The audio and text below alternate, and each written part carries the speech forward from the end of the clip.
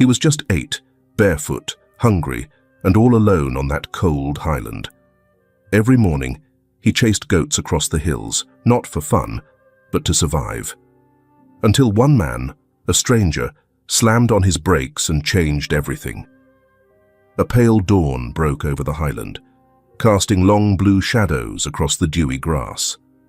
8-year-old Eli Thompson trudged barefoot through the chilly morning mist, a crooked wooden staff in his small hand. He was up before the sun as always, chasing the family's herd of goats out to graze on the sparse plateau grass. The highland spread out around him, vast and lonely, with distant mountains serrating the horizon. In the early light, Eli's breath puffed white and wispy in the cold air. He shivered in his thin, threadbare flannel shirt, but he didn't dare complain. Frank, his stepfather, stood on the porch of their weather-beaten cabin on the hillside, a dark figure with arms crossed. Even from afar, Eli could feel Frank's stern gaze tracking his every move. "Get those goats moving, boy," Frank hollered, his voice cutting through the quiet dawn. Eli flinched and waved his arms to prod along a lagging nanny goat. His stomach rumbled with hunger.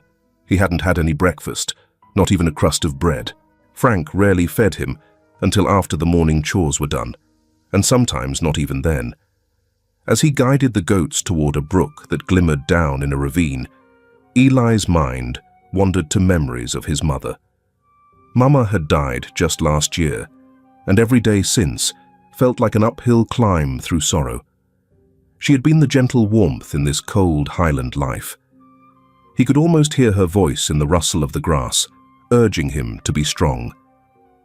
"Mama, I'm trying," he thought silently, blinking away tears that he wouldn't let fall. He remembered how she used to sneak him biscuits and sing to him softly while tucking him into bed. Since her passing, those tender moments had been replaced by Frank's harsh commands and the lonely bleats of goats as his only lullaby. Eli's bare feet navigated the familiar path with care. Sharp pebbles and thistles pricked his soles, but he was used to that kind of pain. At 8 years old, he had learned not to cry out. The last time he'd cried in front of Frank, on the day of his mother's funeral no less, Frank had scolded him for acting like a baby and made him sleep outside with the goats as punishment. The memory made Eli's cheeks burn with shame and lingering hurt. A goat with a mottled grey coat trotted up to Eli and nuzzled at his hand. It was Daisy, the smallest doe, who often lingered near Eli as if sensing his sadness. Eli managed a faint smile and gently patted her head. "Hey there, girl," he whispered under his breath, his voice hoarse from a night of tears he couldn't shed in daylight. The goat gazed at him with gentle amber eyes. For a moment, he felt a tiny spark of warmth in his chest. Daisy's silent companionship made him feel just a little less alone. The sun was rising higher now, burning off the mist and revealing a clear blue autumn sky. The town below the highland was still cloaked in morning shadow, a handful of rooftops and a church spire poking above a line of trees. It looked peaceful from a distance, but Eli knew that within an hour or two, the townsfolk would be bustling about, and Frank might head into town for supplies or to the tavern. Frank often left him alone on the ridge with the goats all day, expecting Eli to keep watch and prevent any from wandering off or falling prey to coyotes. Eli watched the goats as they scattered to nibble on patches of grass and weeds. His stomach clenched again. He recalled the taste of the cornbread Martha from town had once given him out of pity. It was the best thing he'd eaten in ages. Martha Whitaker was an old friend of his mother's and ran the local diner. She had known Eli since he was a toddler and occasionally slipped him leftovers when Frank wasn't looking. But Frank didn't like Eli accepting charity. Last time Martha handed Eli a sandwich behind Frank's back, Frank found out and flung the sandwich to the ground, grinding it into the dirt with his boot while forcing Eli to watch. "We don't need nobody's pity," Frank had growled that day. Eli had nodded obediently, stomach growling, and later ate what he could salvage of the squashed sandwich after Frank left the room. Thinking of Martha made Eli sigh. He wondered if she knew what his life was like now that Mama was gone. Probably not the full truth. Nobody did. In this small, isolated town, people minded their own business. Even if someone like Martha suspected Frank was too hard on him, what could they do? Frank was his stepfather and legal guardian. Folks were wary of interfering, especially with a man as hot-tempered as Frank Miller. As the morning wore on, the sun climbed and began to warm the earth, but Eli's chores were far from done. He had to keep the goats in sight, mend any breaks in the wire fencing on the far side of the pasture, and haul water from the brook to fill their trough back near the cabin. By midday, his shirt was soaked with sweat, and his stomach felt hollow. Still, he did everything expected of him as quickly and quietly as possible. The quicker he finished, the sooner he might get a bite to eat, if Frank was in a generous mood today. When Eli finally herded the goats back toward the homestead for their noon watering, he saw Frank waiting by the trough with a scowl. Frank was a tall, broad-shouldered man in his late 40s, with sun-leathered skin and a perpetual frown etched into his brow. He jabbed a finger toward a gap in the fence Eli hadn't gotten to yet. "What have you been doing all morning, boy? Sleeping out there?" Frank barked. His words were slurred ever so slightly. Eli could smell the sour tang of whiskey on the air, even a few yards away. Frank must have started drinking earlier than usual. No, sir," Eli stammered softly. He quickly tied the water bucket to the post and started toward the broken section of fence. "I'll fix it right now. I'm sorry, Frank cut him off with a hard glare. "Useless," he muttered under his breath, loud enough for Eli to hear. "Ain't worth the salt in your bread." He took a step forward, and instinctively Eli shrank back. Frank's boots crushed the dry grass as he loomed over the boy. For a moment, Eli thought Frank might raise his hand to strike him right then and there. The man's calloused hand twitched at his side, and Eli's heart hammered. But instead, Frank spat on the ground at Eli's feet. "Get that fence mended before I count to 50, or you'll get no lunch. And if any goat runs off through that gap, you'll be eating dirt for supper again. Understand?" he snarled. "Yes, sir," Eli whispered, eyes on the ground. He darted past Frank, keeping a wide berth to avoid any sudden kicks or grabs. As he knelt by the fence post and began twisting the wire with trembling hands, he felt Frank's eyes boring into his back for a few relentless seconds before the heavy footsteps retreated. Frank had gone inside the cabin, the screen door slamming behind him.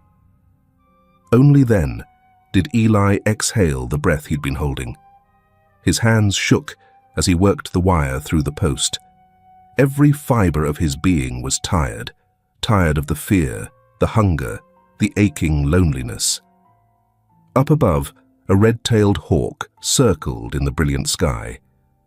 Eli paused to watch it glide freely on the wind.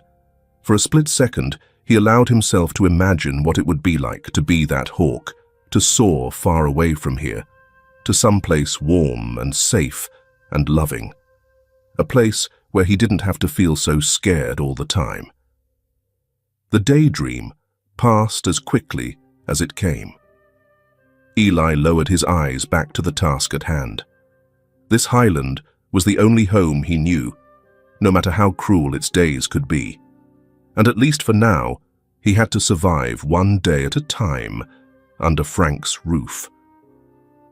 Little did he know that fate was about to set something unexpected in motion on this lonely highland, a chain of events that would change his life forever.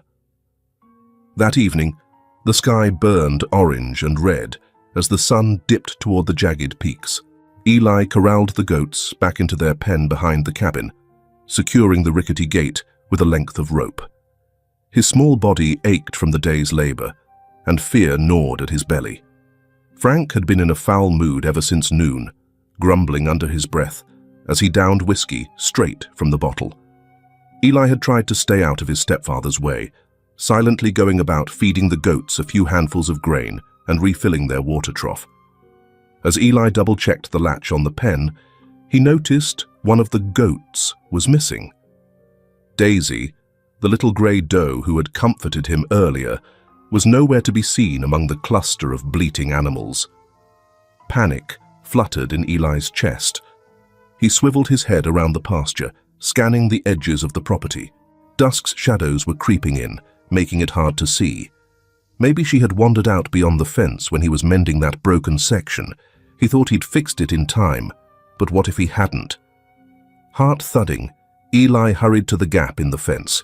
The repair he'd done was still holding, but a few tufts of grey goat fur caught on a lower strand of wire told the story. Daisy must have squeezed through earlier before he fixed it. Perhaps she had gone down by the brook or into the thicket of birch trees beyond the ridge. Eli gulped.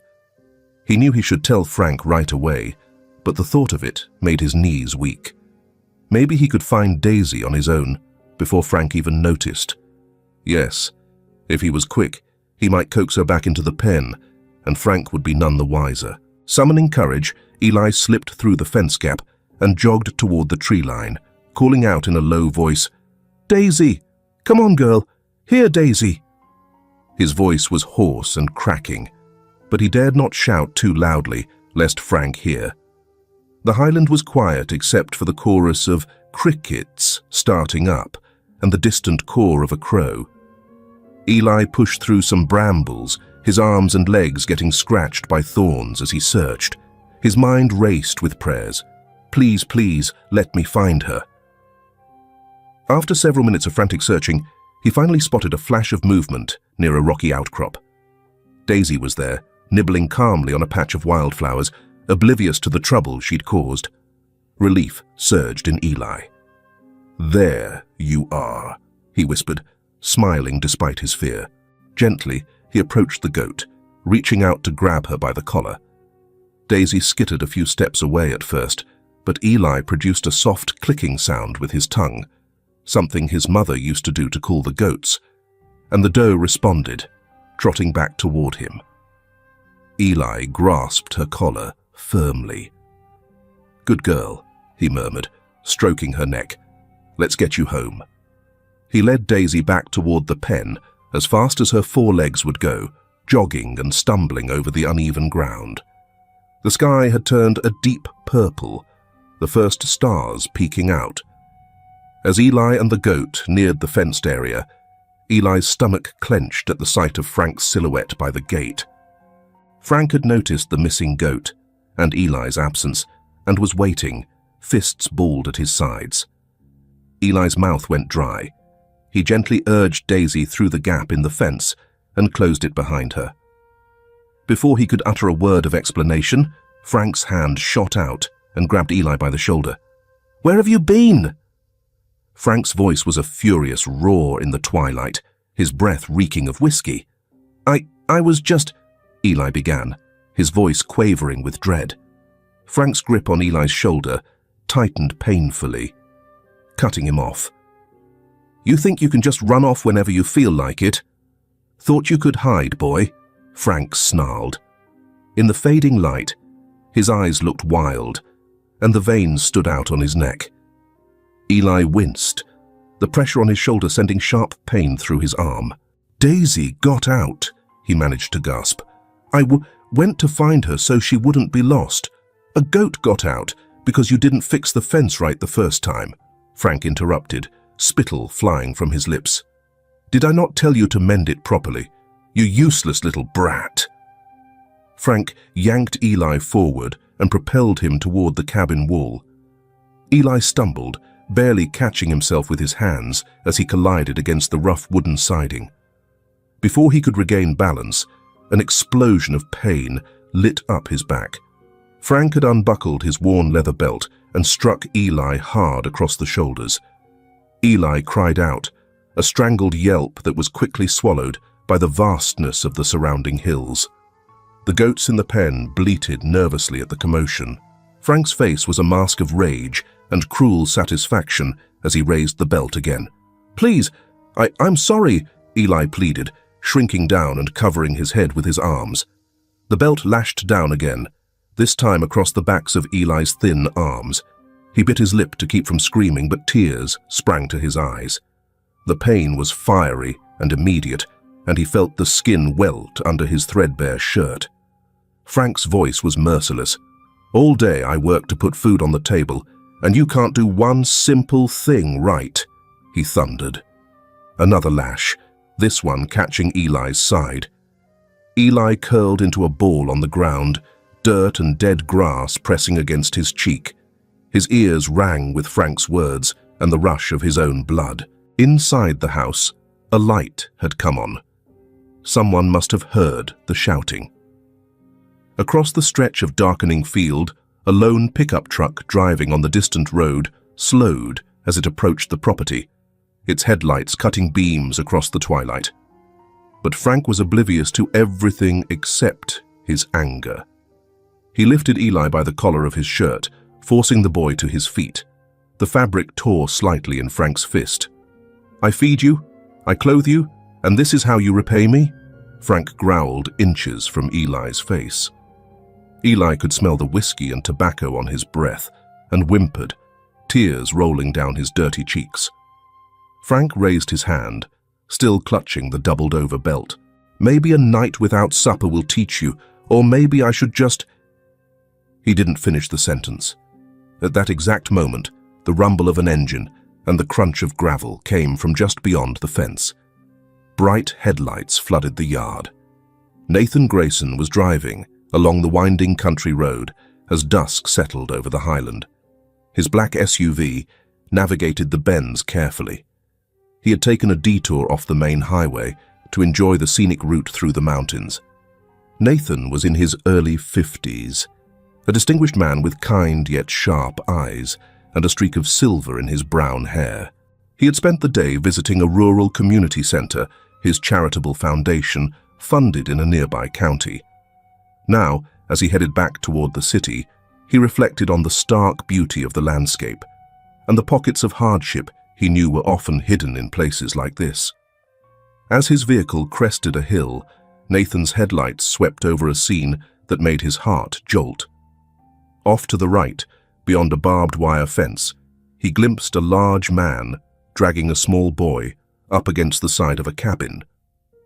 The boy's cry of pain cut through the twilight. Nathan's hands tightened on the steering wheel. In that split second, he saw the man lift a belt and bring it down on the cowering child. "Dear God," Nathan muttered. Without a second thought, he braked hard and pulled the SUV onto the gravel shoulder. A cloud of dust rose as his tires skidded to a stop. Adrenaline surged through him. He could not in good conscience drive by. Not when a child was being beaten right before his eyes. Nathan threw open his door and stepped out into the cool evening air. The distant bleating of goats and the ticking of his cooling engine were the only sounds for a moment.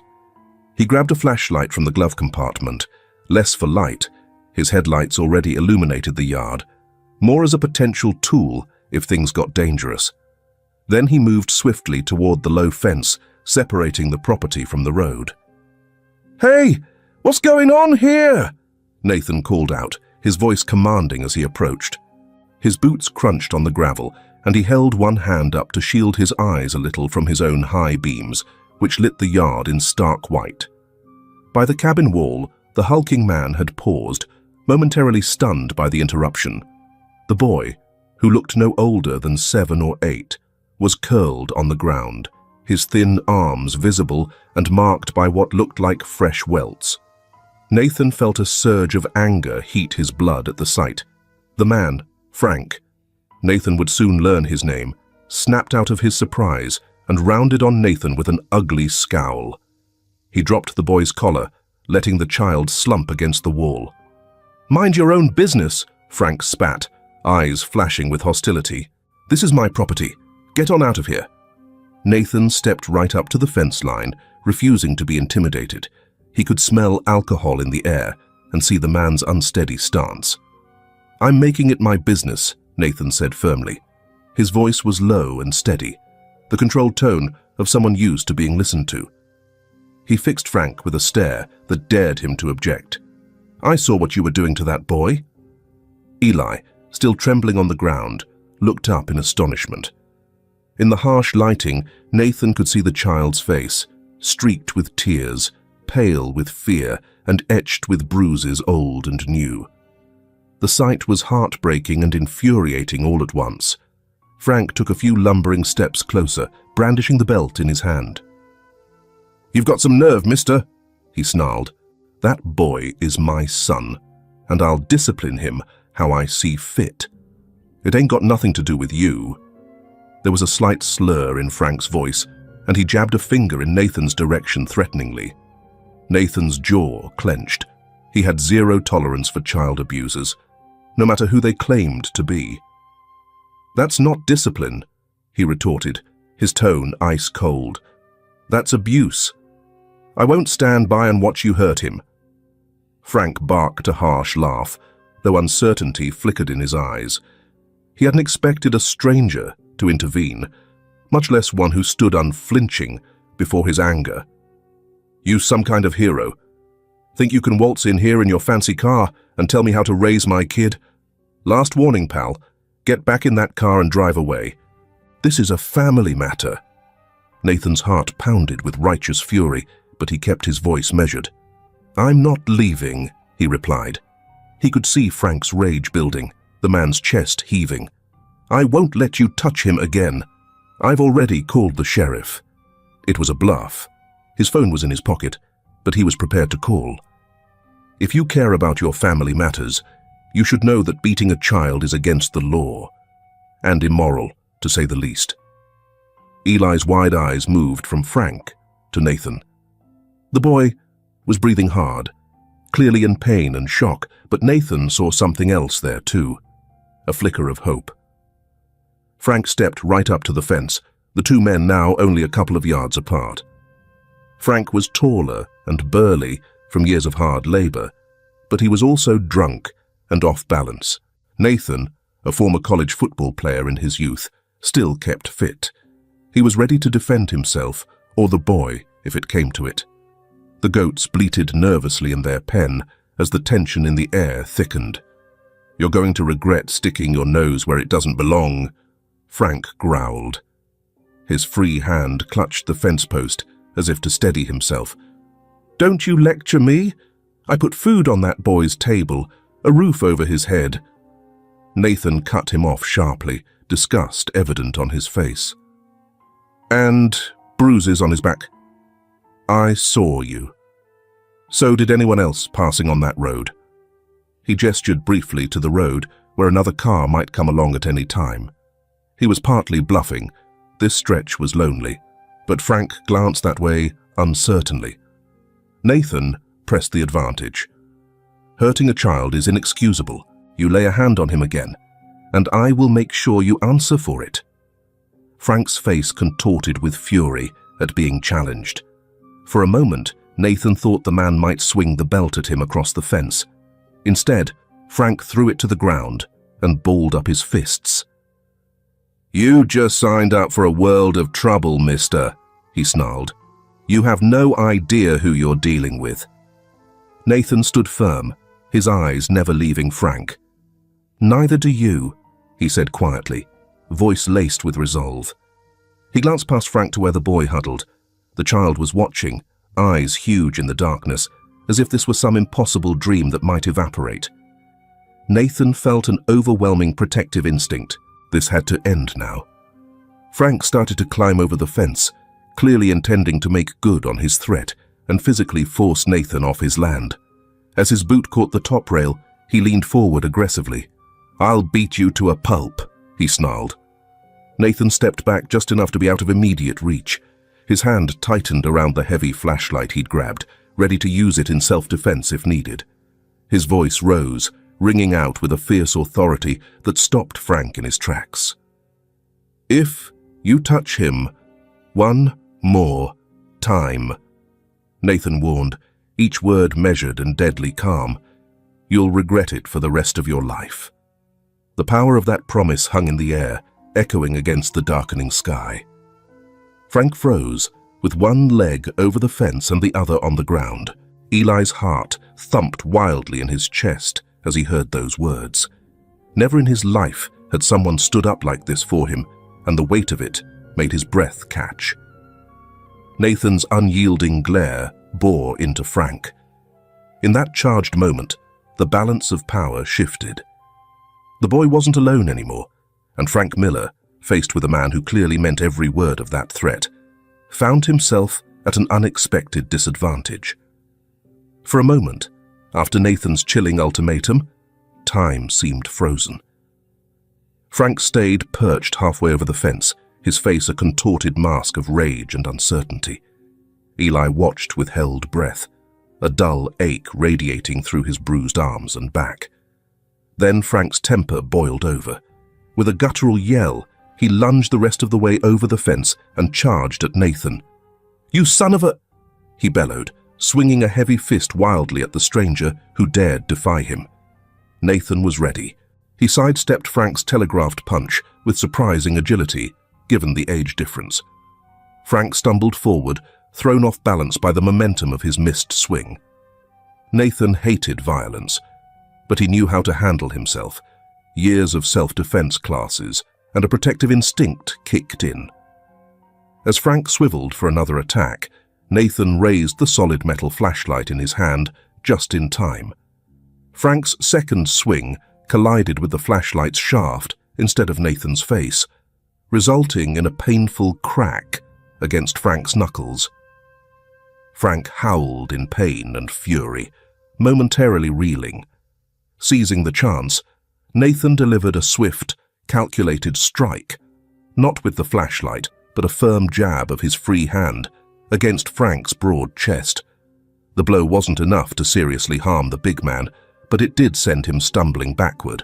Off balance and inebriated, Frank's boot caught on a jutting rock in the yard. He went down hard on his backside with a thud, the air leaving his lungs in a whoosh. "Ugh!" Frank gasped, momentarily stunned. The Highland night was filled with the sound of his labored breathing and the distant clamor of goats in their pen. Nathan immediately turned away from the fallen Frank and rushed to Eli. The boy was still huddled by the wall of the cabin, eyes huge in his pale face. Nathan knelt and gently placed a hand on Eli's shoulder.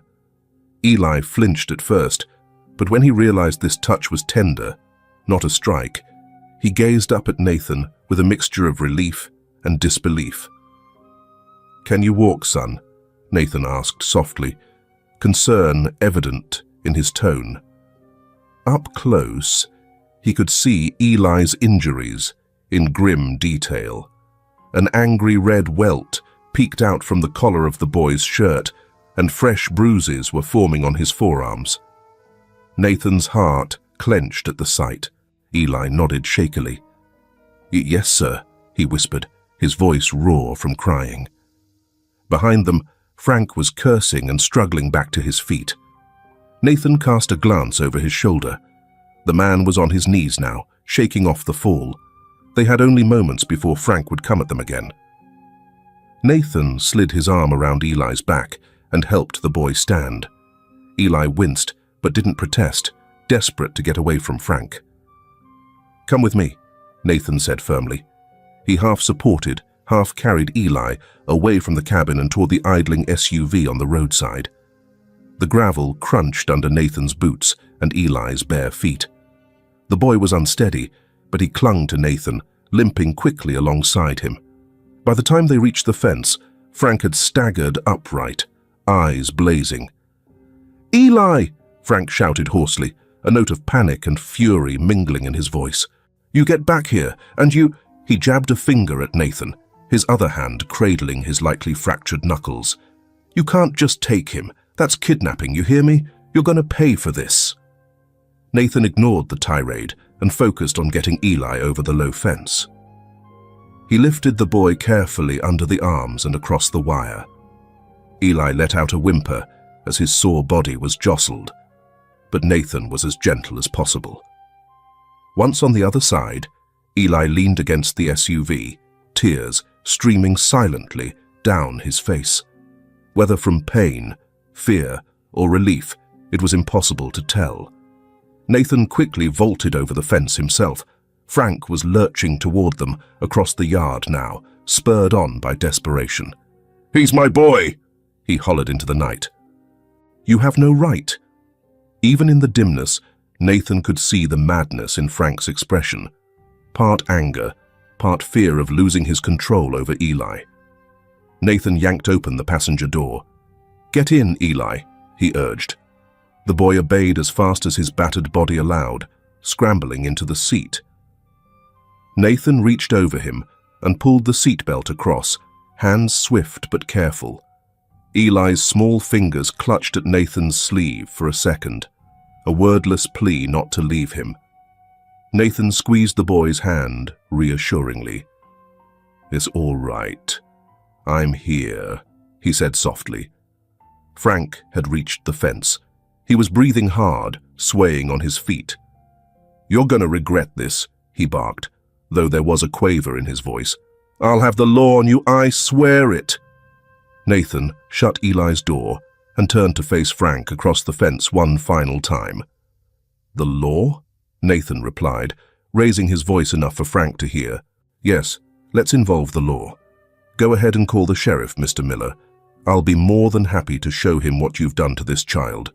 He pointed at Eli, visible through the window, with tears on his cheeks and welts on his skin. "Better yet, I'm calling them myself right now." Frank's bravado faltered. He stood there, chest heaving, uncertainty clouding his drunken eyes.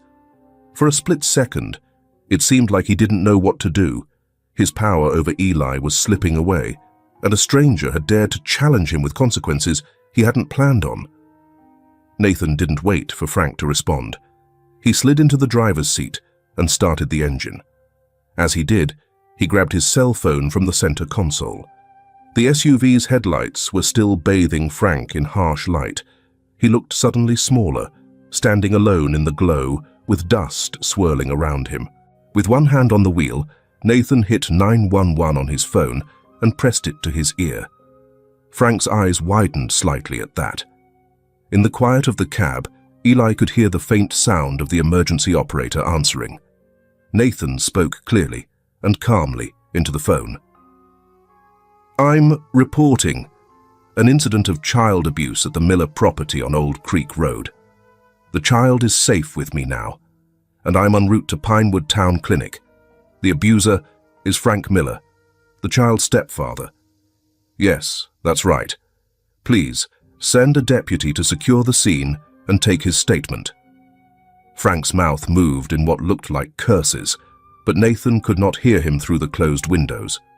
Without further hesitation, Nathan put the SUV in gear.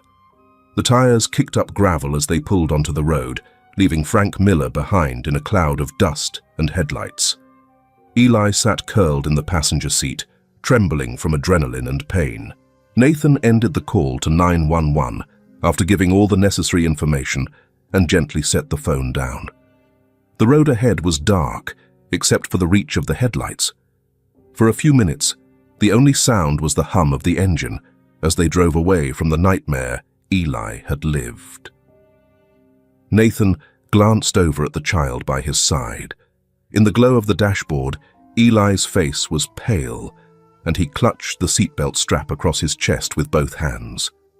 He was trying to stifle his sobs, his small frame shuddering with the effort. Nathan's heart ached. He kept one hand on the wheel and with the other reached over to lightly touch Eli's arm. "You're safe now," he said softly. "I promise. You're safe." At those words, Eli finally let out a broken sob. The enormity of what had just happened, the terror, the rescue, crashed over him. Is he going to come after me?" he managed to choke out, eyes wide with lingering fear. "No," Nathan assured him gently. "He won't hurt you again. The police will handle him. I won't let anyone touch you, all right?" Eli stared at Nathan, as if trying to comprehend this unfamiliar kindness. Seeing no hint of anger or deceit in Nathan's face, the boy gave a small, quivering nod. "The thank you," he whispered, voice barely audible. Nathan swallowed against the lump in his throat. "What's your name, son?" "Eli," the boy replied. His voice gained a touch more strength as he added, "Eli Thompson." It had been so long since anyone asked his name with genuine care. "Hello, Eli. I'm Nathan Grayson," the man said, offering a gentle smile despite the circumstances. "I'm going to take you somewhere safe now. There's a doctor in town who can look at those injuries and some friends who want to help." Eli nodded again. Exhaustion was beginning to overtake the adrenaline in his system. The seat, though foreign, felt soft and safe. As the SUV wound down the mountain road toward town, Eli allowed his eyes to close for just a moment. Nathan kept glancing over to make sure the boy was all right. In the back of his mind, Nathan was already forming a plan. Get Eli medical attention, involve the local authorities and child protective services, and ensure this child never had to return to that hateful situation. Under the faint lights of Pinewood's outskirts, Nathan whispered more to himself than to the boy. "You're going to be okay, Eli. I've got you now." In the passenger seat, Eli heard those words and felt, for the first time in a long while, a glimmer of hope that maybe, just maybe, everything would truly be okay. By the time Nathan's SUV pulled up to Pinewood Clinic, a small, single-story building near the town square, the night had settled fully. Warm light spilled from the clinic's front windows. Nathan had called ahead, and as he gently carried Eli through the entrance, two figures hurried to greet them. Dr. Susan Hayward, the town physician, stepped forward first. A woman in her early 60s, with steel-grey hair and compassionate eyes, Dr. Susan was already in her scrubs, having opened the clinic after hours for Eli. Right behind her was Sheriff Alan Blake, identifiable by his brown uniform and the concerned frown on his weathered face. "Oh, Eli," Dr. Susan murmured, taking in the boy's battered condition as Nathan eased him onto a gurney. Eli's face was pale under the fluorescent lights, and he gripped Nathan's hand, unwilling to let go. Dr. Susan brushed a gentle hand over Eli's forehead.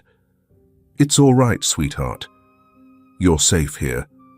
Sheriff Blake nodded gratefully to Nathan. "I'm glad you got him out," he said in a low voice. Nathan noticed the sheriff's hands trembling slightly as he placed them on his hips. Alan Blake had been born and raised in Pinewood and had known Eli's mother, Mary, for years. The sheriff's voice turned thick. I should have checked on him more. None of us realized how bad it got." Nathan squeezed the sheriff's shoulder in understanding. "He's safe now. That's what matters." As Dr. Susan wheeled Eli toward an examination room, another woman rushed in through the clinic doors.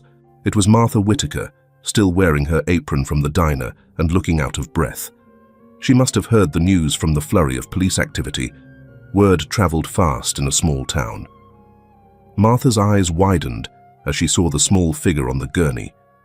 "Eli, oh dear Lord," she exclaimed, pressing a hand to her mouth. Eli managed a faint smile upon recognizing her. Miss Martha," he croaked. Martha hurried to his side, on the opposite flank of Nathan. "I came as soon as I heard," she told him, tears shining in her eyes. She took Eli's free hand in both of hers. "You're going to be okay, honey. We're all here now." Her voice was gentle, but Nathan could hear the quake of anger beneath it. Anger at Frank. "I always told your mum I'd look after you, and I'm so sorry I didn't see what was happening sooner." Martha's tears slipped free, and she dabbed them with the corner of her apron. Eli's eyes filled too, but not from pain this time. "It's okay," he whispered, not wanting her to feel bad. He was overwhelmed. People who cared were surrounding him, something he hadn't felt in so long. Dr. Susan cleared her throat softly. "Martha, let's give Eli a moment to breathe while I check him over. Nathan, you can stay with him. Sheriff, I'll need to document his injuries for the report." Nathan stayed at Eli's side, holding the boy's hand as Dr. Susan conducted a careful examination in the clinic room. She spoke softly as she worked, telling Eli each step before she did it. "I'm just going to lift your shirt now, honey. I need to see where you're hurt." Despite her calm demeanor, Nathan saw Dr. Susan's jaw tighten when she raised Eli's tattered shirt to find dark purple bruises blooming across his ribs and back. Martha sucked in a sharp breath, turning her face away for a moment to hide her anguish. Sheriff Blake silently removed his hat and looked down, his expression grim. Eli hissed in pain, but kept still as Dr. Susan gently palpated his ribs. "You're being so brave," she soothed. She checked the welt on his shoulder and the bruises on his arms. "Nothing feels broken, which is good," she announced. "Just bruises and a few cuts. We'll get you cleaned up and bandaged, all right?" Eli nodded, his little fingers still wrapped around Nathan's. The boy's eyes rarely left Nathan, as if making sure his rescuer was still there. Each time Nathan met that gaze, he offered an encouraging smile. While Dr. Susan began cleaning the cuts on Eli's arms, Sheriff Blake stepped outside to speak on his radio. Martha helped by handing Dr. Susan supplies, antiseptic wipes, gauze, medical tape, her hands shaking with emotion as she did. Within half an hour, Eli was cleaned and bandaged. Dr. Susan had given him a mild painkiller for the aches. Color was returning to his cheeks, and exhaustion weighed heavy on him. Nathan could see the boy fighting to keep his eyes open, perhaps afraid that if he slept, this newfound safety might vanish. A knock at the exam room door signaled another arrival. A slender woman with auburn hair and a kind face peered in. "May I come in?" she asked softly. Nathan recognized her from a brief introduction outside. This was Claire Thompson, no relation to Eli despite the last name, a social worker from Child Protective Services who had been called in by the sheriff. Dr. Susan nodded, finishing the last of the bandaging. Claire stepped in and offered a gentle smile to Eli. "Hi, Eli. My name is Claire. I'm here to make sure you're taken care of." She looked at Nathan appreciatively. "And you must be Mr. Grayson. I've heard about what you did." "Thank you, Nathan," inclined his head. "I'm just glad I was there in time," he replied. Claire approached the bedside slowly, crouching so she was on eye level with Eli. "How are you feeling, kiddo?" she asked. Eli looked to Nathan, then back at Claire. "Sore," he admitted. Claire's eyes were full of sympathy. "I bet. You've had a rough day." She glanced at Dr. Susan, who gave her a brief nod indicating Eli's condition. "The sheriff has Mr. Frank Miller in custody now," Claire told Eli gently. "He won't be able to come near you." Eli let out a breath of relief he didn't know he was holding. Nathan felt Eli's grip on his hand relax just a little at that news. Claire continued softly, "We're going to make sure you have a safe place to stay. Normally, we'd arrange a foster home or send you to the children's center in the city, but—" She hesitated, seeing the alarm flare in Eli's eyes at the idea of being taken somewhere else that night. Nathan spoke up, firm yet polite. "Claire, if it helps, I can stay with him. I don't want him to feel alone or afraid." Martha quickly added, "I have a spare room at my house. I could watch over him tonight as well if needed. He knows me." Claire looked between them, clearly weighing options. Procedures and paperwork swirled through her mind, but she also saw Eli's terrified face at the thought of being separated from the people he trusted right now. "Given the circumstances," she said at last, "we can arrange something temporary. Perhaps an officer or I can stay too, just to satisfy protocol." Sheriff Blake had re-entered quietly and spoke up, voice gentle. "My wife and I live just down the road. We've been foster parents before. Eli can stay with us tonight, and Nathan and Martha, you're welcome to come too, if that'll make him more comfortable. We've got plenty of room." Eli looked up at Nathan anxiously. He didn't know the sheriff's family well, but he desperately wanted Nathan to stay by his side. Nathan exchanged a glance with Claire, then with Martha. "If that's okay with everyone, I'd like to stay with Eli," Nathan said. Claire nodded, smiling. "I think that's a fine idea for tonight. We'll sort out formal arrangements in the morning." Relief washed over Eli's face. He mustered a tired, small smile. Thank you," he said softly to all of them. Martha gently caressed his hair. "We're all here for you, Eli. You just rest now, sugar." Dr. Susan finished writing some notes and stepped back. "Eli, you did very well. You're all patched up. How about we let you get some sleep?" It didn't take much convincing. Exhaustion and the pain medication were dragging Eli's eyelids down. Nathan scooped the boy up into his arms to carry him to Sheriff Blake's nearby house as everyone began to move. Eli instinctively snuggled against Nathan's chest, safe in the circle of his protector's embrace. As they all headed out into the cool night, Martha holding the door, Claire carrying Eli's little bag of prescribed medicines, Sheriff Blake leading the way, Eli's eyes closed, finally letting himself drift into sleep. He knew he was surrounded by people who truly cared, and for the first time in a very long time, he felt utterly safe. Sunlight filtered softly through the clinic window the next morning when Eli awoke. For a split second, he didn't remember where he was. Then he saw Nathan dozing in a chair beside him and felt the dull ache of his bruises. Reality set in, and with it a sense of safety. This wasn't home. But he was not with Frank anymore. Martha arrived early, bringing warm oatmeal sweetened with honey for Eli. He ate hungrily, the comforting taste filling the hollow in his stomach. Dr. Susan gave him a mild pain reliever and a gentle checkup, pleased that he had slept through the night. Later that morning, Claire explained the next steps. Eli would stay temporarily at the county children's shelter, a safe place where caregivers could look after him until a more permanent plan was in place. Hearing this, Eli's eyes flickered with worry. Will Nathan be there?" he asked softly. Nathan crouched beside him. "I'll visit you every day," he promised, "and I'll make sure you have everything you need. You won't be alone." That reassured Eli enough to nod, though he clung to Nathan's hand until it was time to leave.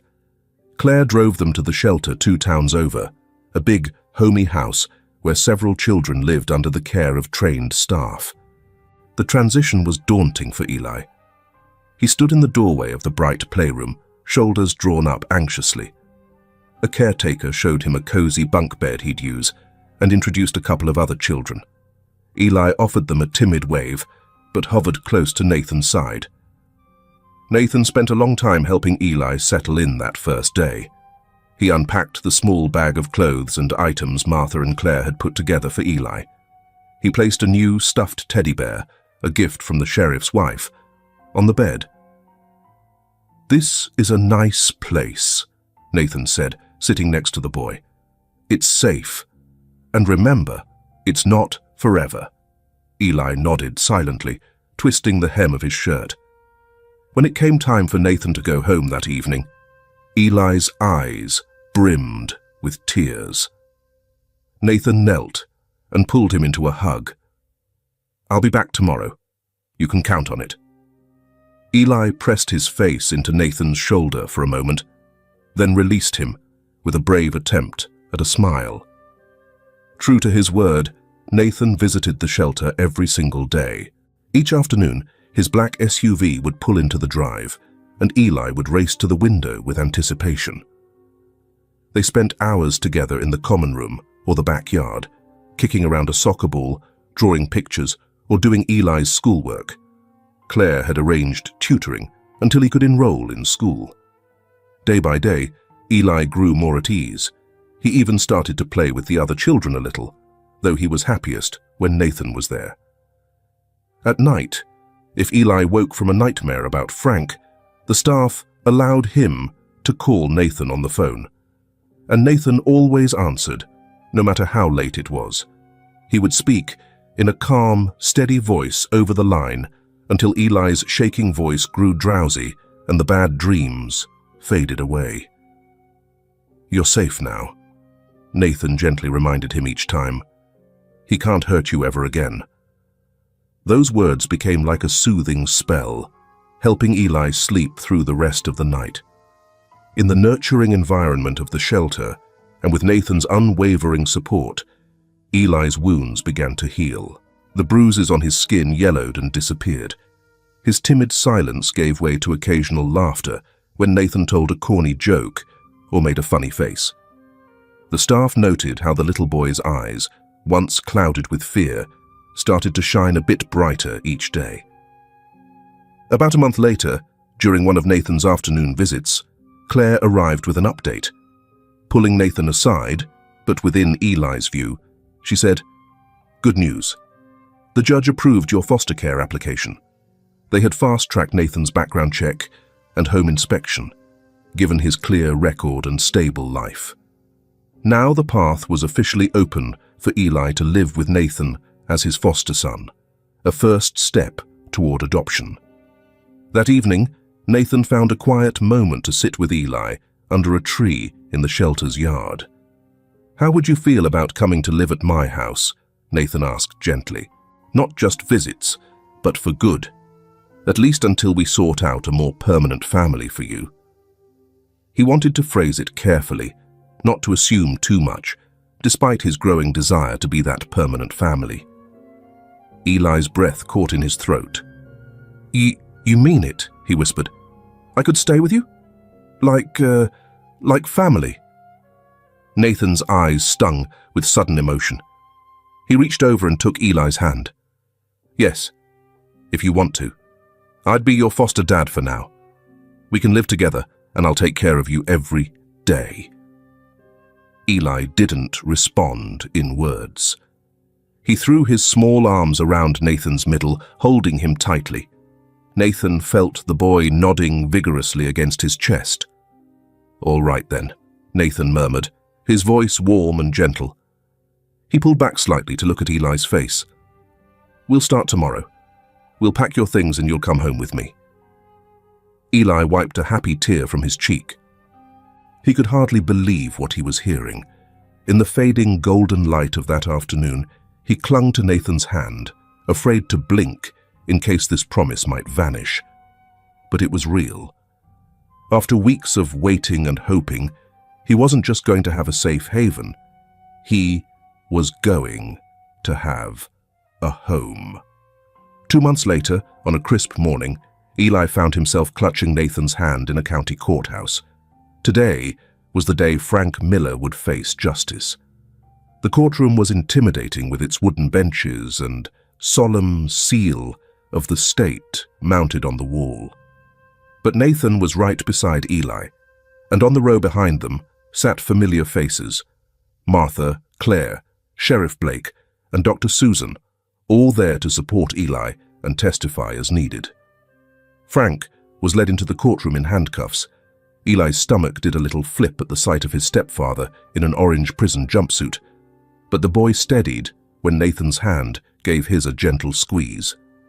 Frank cast a scornful glance toward Eli and Nathan, but he looked different now, smaller somehow, and deflated. Eli realized he wasn't afraid of Frank anymore. The hearing was thorough, but moved swiftly. Frank had been charged with multiple counts of child abuse and neglect.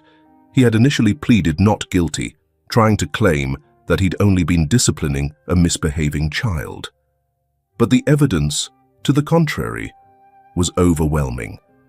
Nathan testified calmly about what he witnessed on the Highland that evening, describing Frank's beating and the exact words of his own intervention. Dr. Susan presented medical reports detailing Eli's injuries, new and old scars alike, painting a heartbreaking picture of prolonged abuse. Claire spoke about her attempts to check on Eli's welfare and how Frank had stonewalled her, and Martha tearfully recounted small signs of Eli's suffering that she regretted overlooking for so long. Eli listened to the testimonies with a lump in his throat.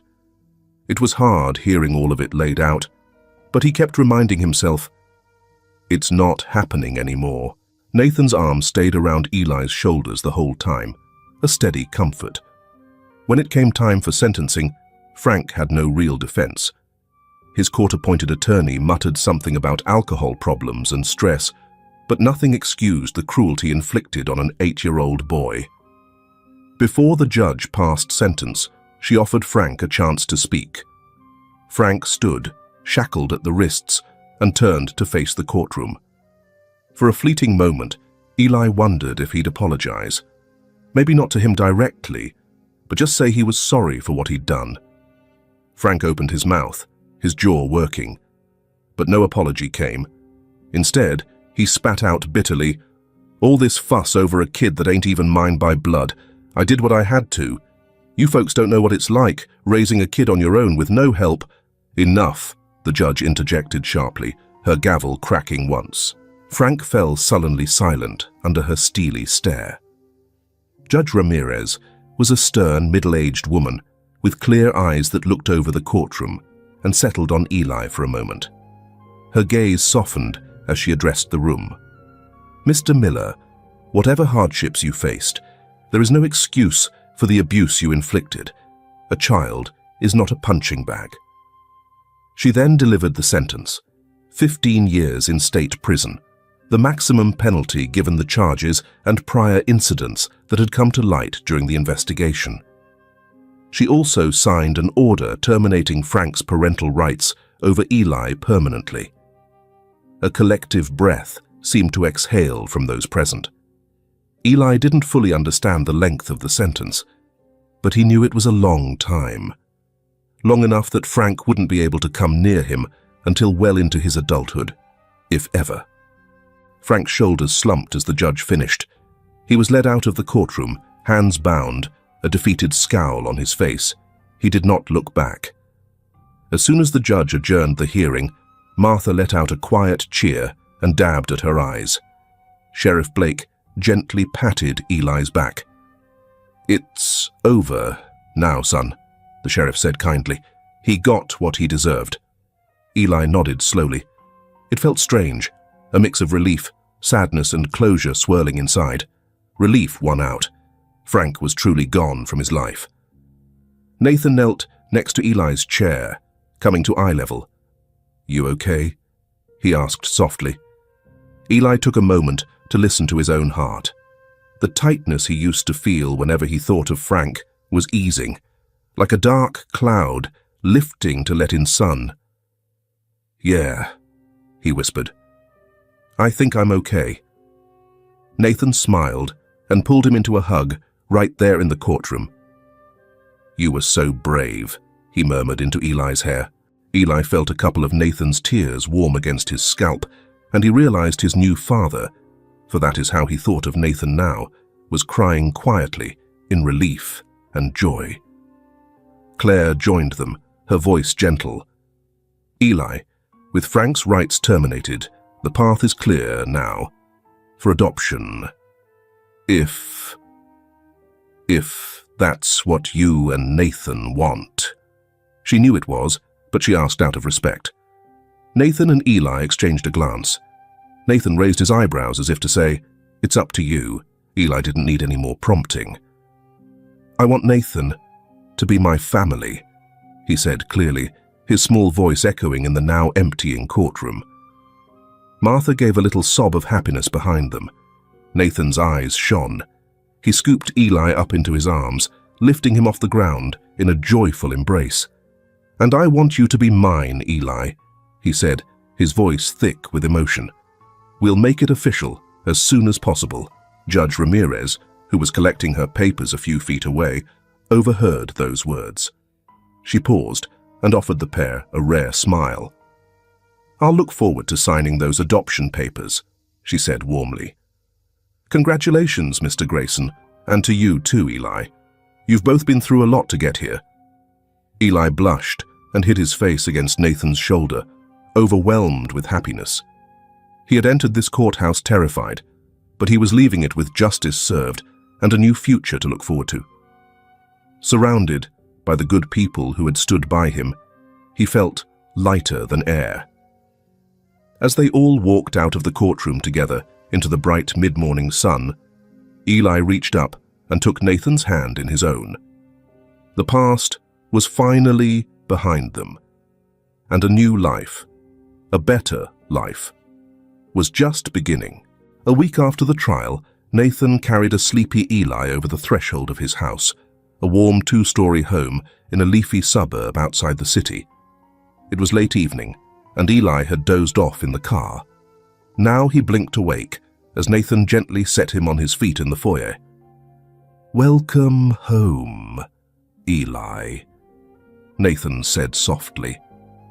Eli looked around in amazement.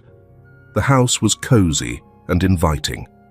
The living room off the foyer had a plush sofa and a soft throw blanket draped over the back, and the scent of vanilla lingered in the air. Nathan led him through the rooms, pointing out things casually. "Here's the kitchen, and over there's the dining room." But Eli was barely hearing the words.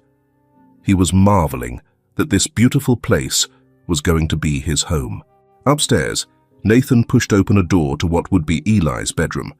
The walls were painted a gentle sky blue, and a window overlooked a backyard oak tree.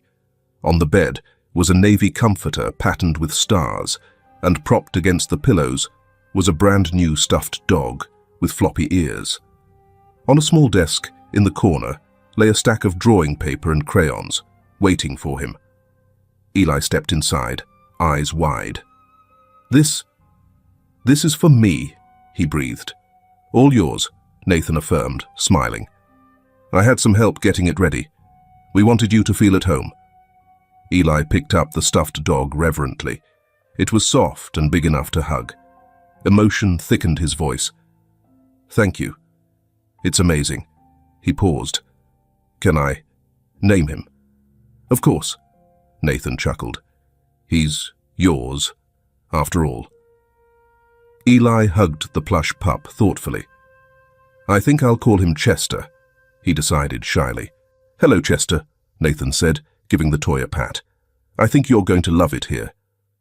Eli managed a grin, the first real smile Nathan had seen in a long time. "I think so too," he whispered. After unpacking a few clothes and prized belongings, Nathan helped Eli change into soft new pajamas decorated with little rockets. The boy yawned, weariness catching up to him after the long day. Nathan pulled back the covers of Eli's bed, and Eli climbed in, sinking into the softest mattress he had ever felt. Nathan tucked the blanket around him. "Comfy?" he asked. Eli nodded. The room was dim and peaceful. He clutched Chester under one arm. Nathan sat at the edge of the bed, his face gentle in the glow of the nightlight. "If you need anything, if you have a bad dream or feel scared, my room's just down the hall," he promised. Eli felt a surge of affection and safety. He reached out and took Nathan's hand, small fingers curling around Nathan's larger ones. In a timid voice he said, "Good night, Dad." Nathan's breath hitched. He gave Eli's hand a tender squeeze, his eyes shining. "Good night, son," he whispered. Sweet dreams. In the months that followed, life settled into a joyful routine at the Grayson house.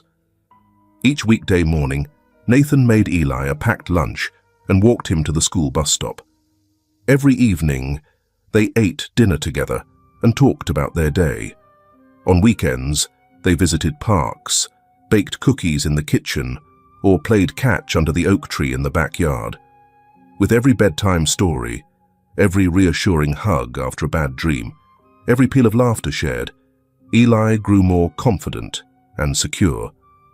They were, in every way that mattered, already a family. And soon, it would become official. The adoption hearing took place in Pinewood's modest courthouse on a bright summer morning. The same judge who had sentenced Frank now sat beaming down at Eli and Nathan from the bench. Only this time, the courtroom atmosphere was joyful and expectant.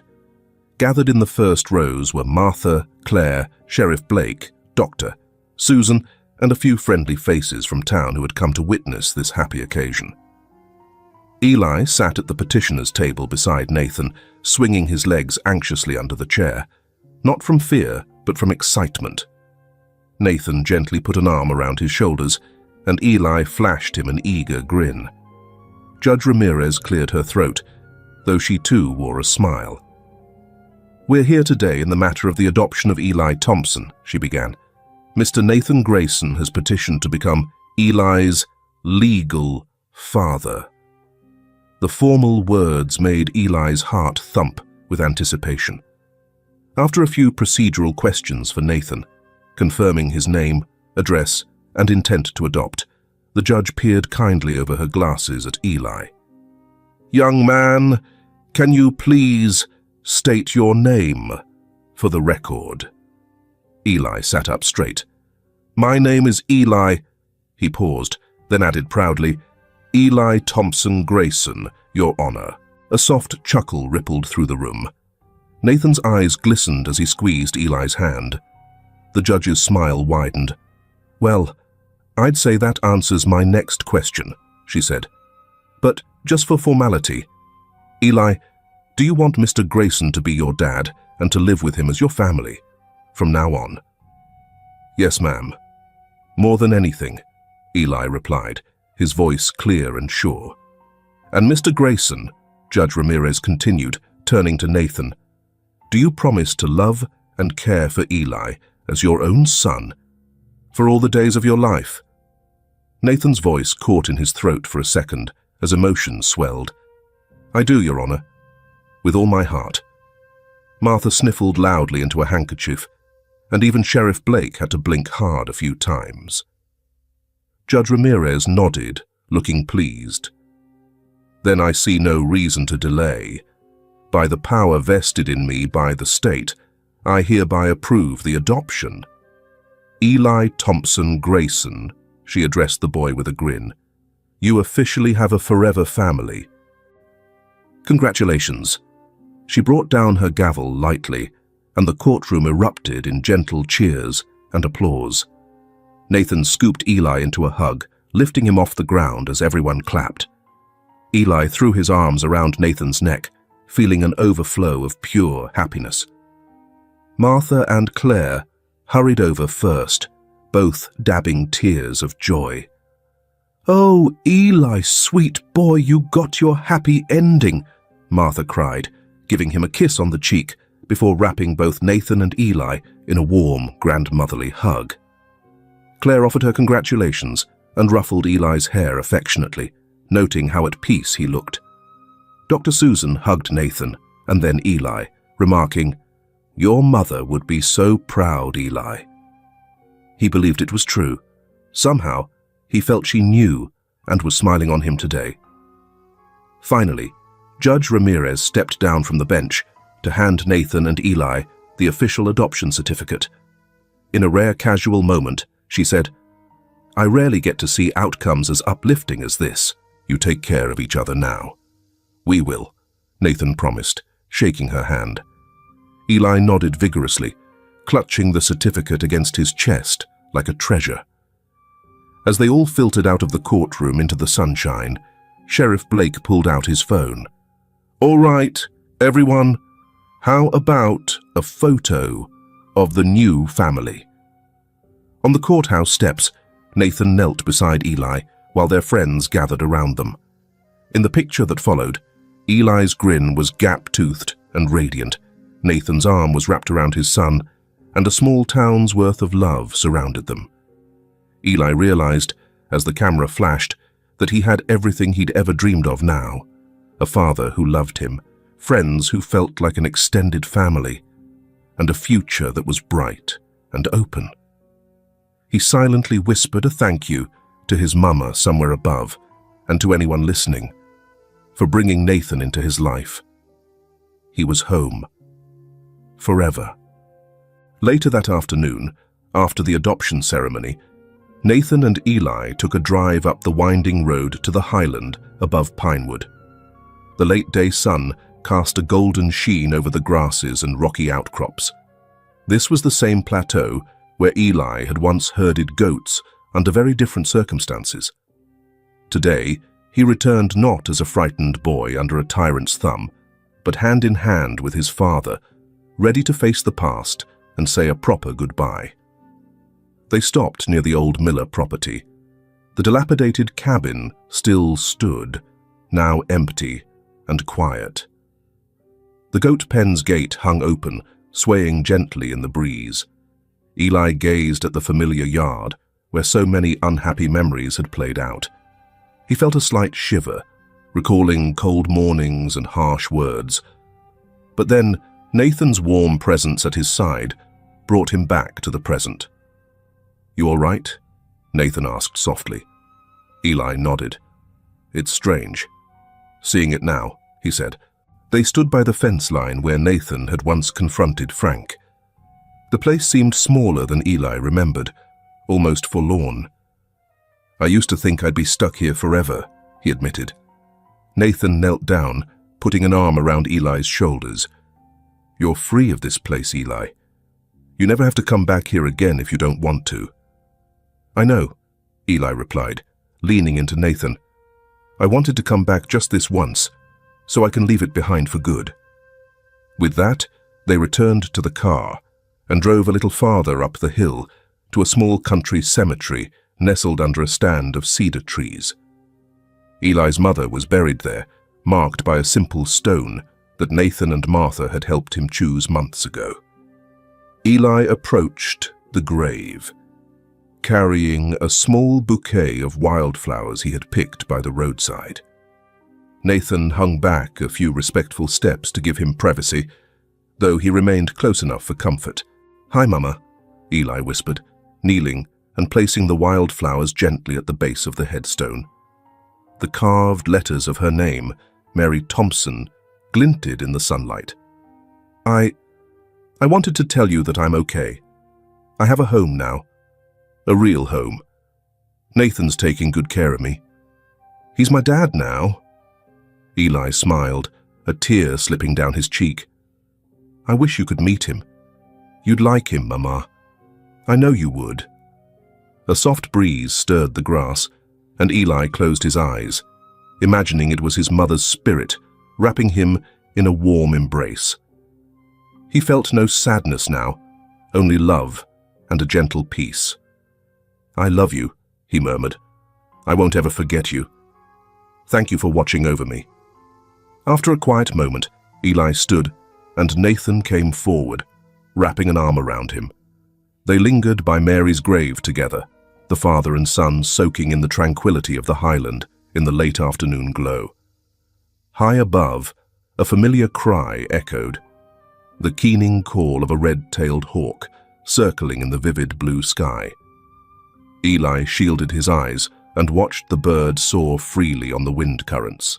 He remembered how, not so long ago, he had envied that hawk, wishing he too could fly far away to escape his life.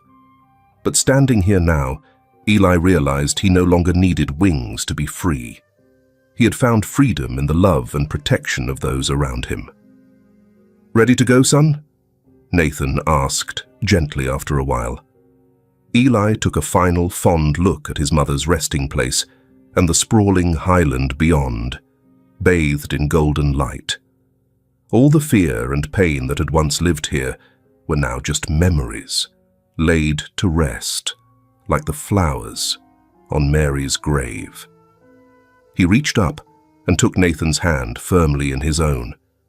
"I'm ready," he said, voice clear and filled with hope. Together they walked back toward the car, leaving the Highlands' long shadows behind them. Eli didn't look back at the old cabin or the past that had haunted him. He had everything he needed right beside him. As they descended the winding road toward home, the sun began to set over the highland, painting the sky in hues of orange and pink, closing one chapter of Eli's life and illuminating the open road of his future, bright and full of promise. Eli's story isn't just about a boy who escaped the shadows and found the light. It's a quiet reminder to all of us that sometimes It only takes one person brave enough to stop, to speak up, to care, to change a child's life forever.